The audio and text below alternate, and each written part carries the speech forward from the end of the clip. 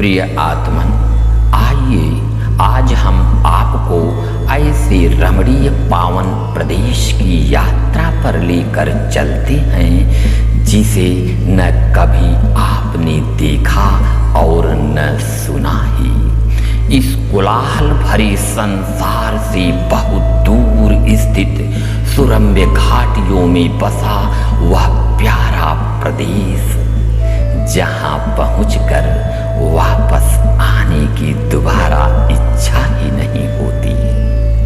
प्यारे, जहाँ हमारे दैहिक, दैविक और भौतिक तीनों ताप दूर हो जाते हैं, वह ऐसा प्यारा स्वर्गीय प्रदेश है। यह समूचा प्रदेश अपने हृदय प्रकोष्ठ में अनेक रहस्यों की कहानी छुपाए हुए है।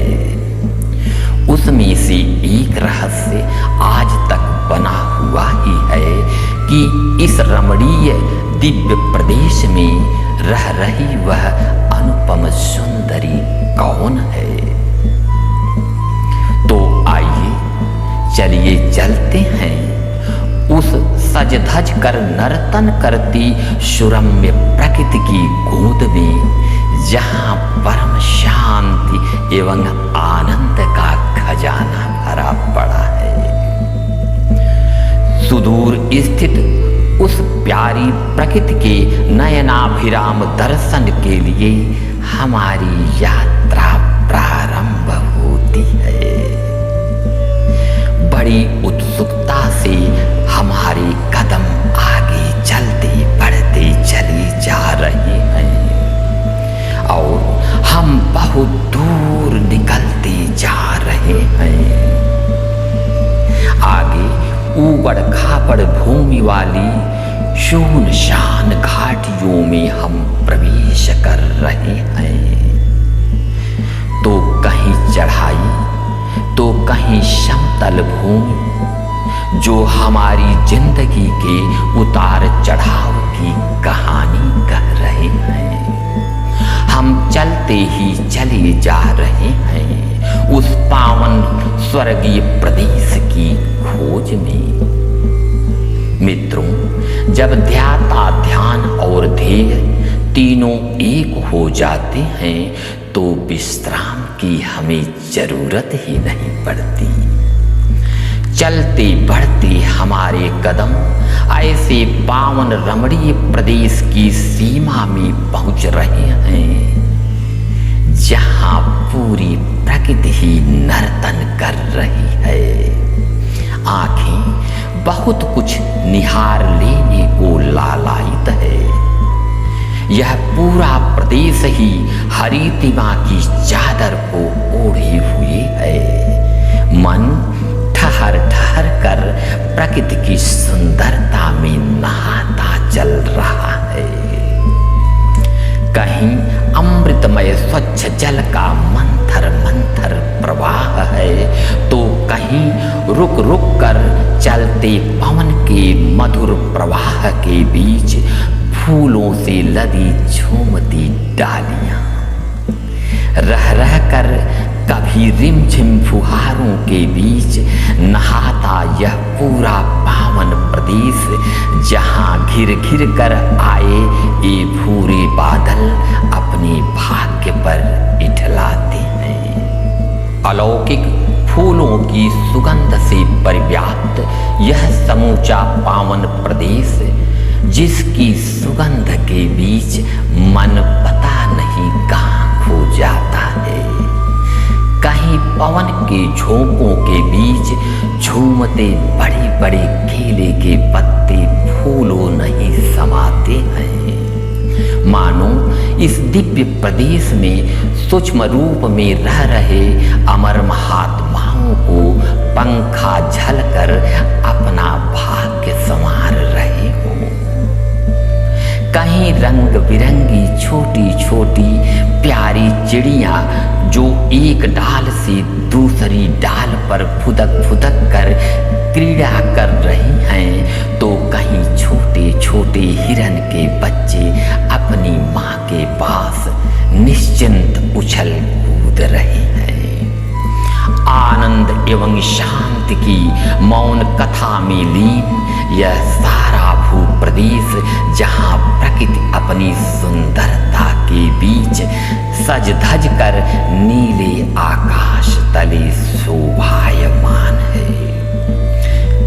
कहीं रंग बिरंगे फूलों से लहलहाते उद्यान, तो कहीं फलों से लदी झुकी डालियां जो हमें विनम्रता का पाठ पढ़ा रही हैं, तो कहीं चिड़ियों के गुंजन हमें वेद ऋचाओं की स्मृति करा रहे हैं, तो कहीं मोरों का पंख फैलाए हुए नर्तन मन को लुभा रहे हैं।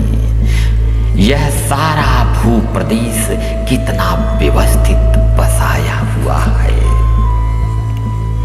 मन में रह रह कर यही भाव उठता है कि एकांत में बसे इतने बड़े परिक्षेत्र को कितने सुंदर ढंग से संवारा दुलारा गया है, तो इसका मालिक कौन है? क्या किसी देव के संकल्प का यह परिणाम है, या किसी महान ऋषि की तपस्या का यह नयनाभिराम, अथवा इस नीले आकाश तले बसा यह रमणीय प्रदेश स्वयं को स्वयं से ही सजाया है?